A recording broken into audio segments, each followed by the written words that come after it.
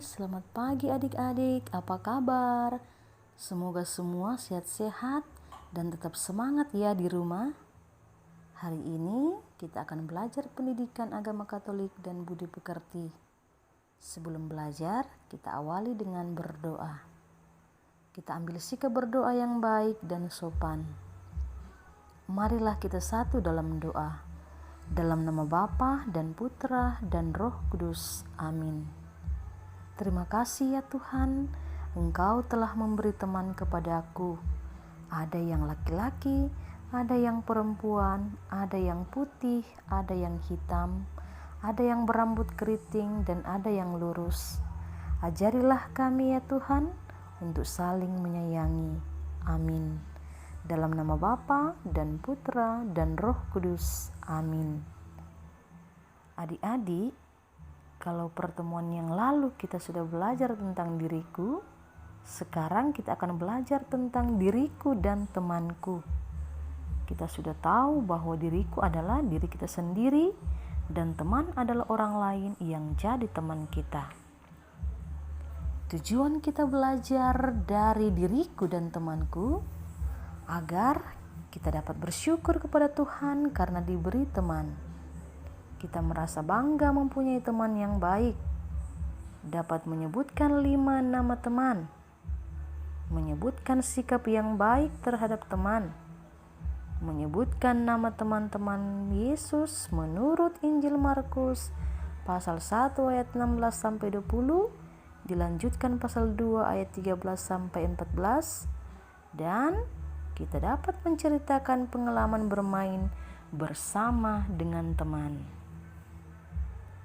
Pasti semua orang ingin mempunyai teman untuk berbagi di saat senang dan susah. Adik-adik tentu senang sekali mempunyai teman, terutama teman untuk bermain. Ada macam-macam perbedaan di antara kita. Ada anak laki-laki, ada anak perempuan, ada anak yang kurus, ada anak gemuk. Ada anak berambut keriting, ada yang berambut lurus. Ada anak warna kulitnya putih, ada yang hitam atau sawo matang, dan ada anak yang bentuk wajahnya bulat, ada yang lonjong. Ada teman yang berasal dari Jawa, Kalimantan, Papua, Sangir, Toraja, Flores, Bali, dan masih banyak perbedaan lain yang dapat kita lihat di antara kita.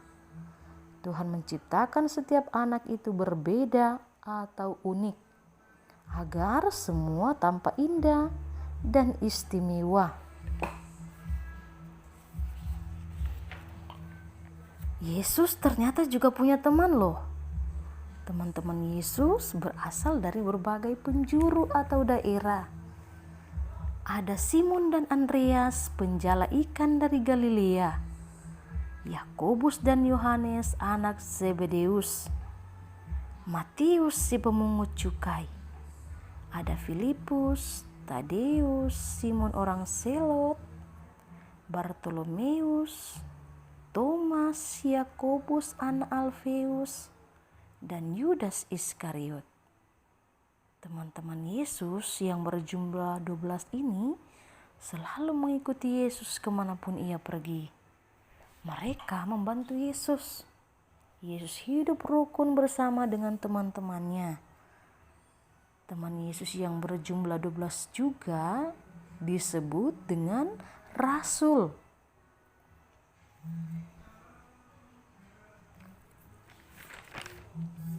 Sekarang kita akan menyebutkan kembali nama teman-teman Yesus dengan bernyanyi. Mungkin ada yang sudah tahu lagunya. Ayo kita bernyanyi bersama-sama.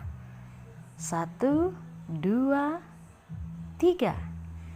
Simon Petrus, Andreas, Yakobus, Yohanes, Filipus, Thomas, Yakobus anak Alfeus, Tadeus, Simon orang Selot, Matius, Bartolomeus, Yudas Iskariot, 12 murid Yesus. Hore! Kita sudah menyebutkan nama teman-teman Yesus. Saat ini, mari kita mengingat kembali atau merenungkan kembali bagaimana sikap kita terhadap teman. Apakah saya sudah bersikap yang baik kepada teman saat bermain?